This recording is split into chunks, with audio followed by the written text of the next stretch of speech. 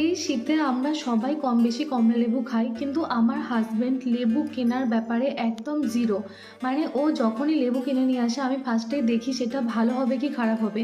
এই ধরনের লেবুগুলো ভীষণ পরিমাণে টক হয়, একদম ভালো লাগে না খেতে। আর ও সত্যি কথা বলতে একদম কিনতে পারে না।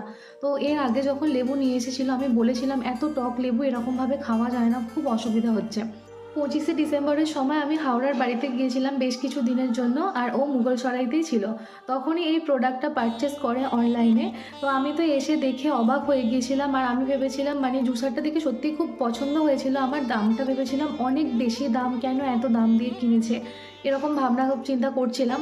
তখন আমাকে বলল যে লেবু তো আমি কিনতে পারি না, তার জন্য একটা জুসারই কিনেছি, যদি খুব লেবুটা টক হয় খেতে খুব অসুবিধা হয় এভাবে জুস করে খাওয়া যেতে পারে। আর এই জুসারটাতে যে কোনো ধরনের লেবুর জুস করা যায়, তরমুজের জুস করা যায়, আনারসের জুস করা যায়।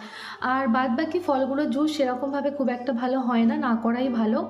তবে লেবুর জুসটা ভীষণ ভালো হয়, আর আমি প্রোডাক্টটা পেয়ে প্রচণ্ড খুশি হয়ে গেছি। এখন লেবু যাই হোক, টক মিষ্টি যাই হোক, এভাবে জুস করে খেয়ে নিই, কোনো সমস্যাই হয় না।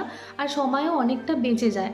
আর এটা একটা ভালো গুণ কী আছে এই প্রোডাক্টটার, এখানে যে দানাগুলো আছে না এগুলো একদম নষ্ট হয় না, মানে রস বের হয় না, একদম পিওর যে মানে লেবুর জুস সেটাই বের হয়। তো ভীষণ ভালো প্রোডাক্ট, তাই ভাবলাম তোমাদের সাথে শেয়ার করি। আর এটা খুব সুন্দরভাবে ওয়াশ করা যায়, এত কম দামে